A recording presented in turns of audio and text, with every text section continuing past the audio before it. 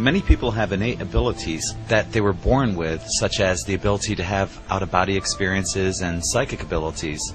In this video, we'll discuss ways to develop these abilities in which you should start seeing immediate results within your first week.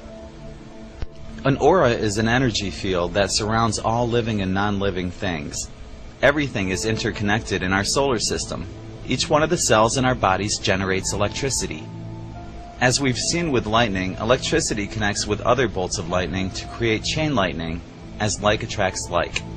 Your aura is an electromagnetic field that surrounds your body. Look into a mirror and gaze at a spot a few inches away from your ear or the top of your head. At first, you might see a nearly invisible field of energy, about 1 inch from your head. As you continue to focus on this area, a color will begin to show. This is the color of the energy your body is emitting. It's like a lie detector. You can tell if people are living in negativity or fear by the color of their auras, which will have red or black in them. You can also see auras in other objects, such as a tree or a seashell. With practice, this ability will become easier and easier to do.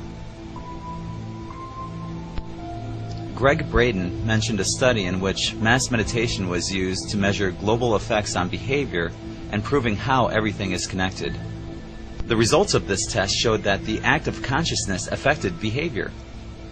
Crystals can be seen as plasmatocytes in a blood analysis.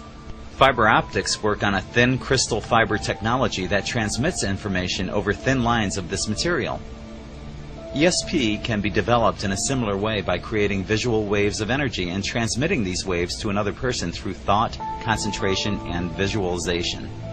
In theory, our thoughts create the holograms for the images which are sent from one person to another.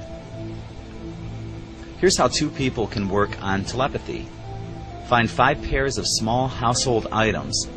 Each person will sit back to back with one set of these items in front of them. One person will pick up an item and try to send a telepathic message to the other, while the other tries to guess what that item is. The person sending the telepathic message can experiment in different ways on telepathically sending the object, such as envisioning many of the same objects in a group or associating the object with your other senses.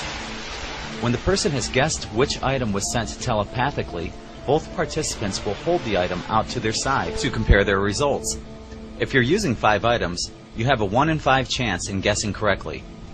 If your results are over 20% correct, then you're beating the probability of chance. If your results are over 50%, then you're developing this ability quite well.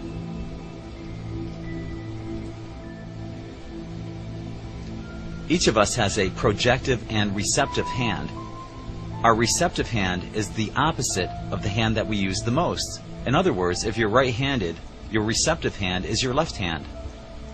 Every color has a vibration. Red vibrates higher than black, so in this experiment, we'll be using playing cards. Try to find a blue deck of cards, because a red deck might throw you off. As I mentioned, the color red vibrates at a higher frequency than black, so with your receptive hand, you'll be able to feel the color of the suit and how many there are of that particular suit. With practice, you'll eventually be able to guess the correct color and the number of hearts, clubs, spades, or diamonds with a much higher success rate versus chance. Here's what you do. Remove all of the face cards in a deck of playing cards, then shuffle the non-face cards. Lay one card face down. Place your receptive hand over the card and move it side to side and back and forth, trying to feel the presence of the heat in that hand. For example, a 10 of hearts will feel warmer than a 3 of hearts, because there are more red hearts and more color vibration.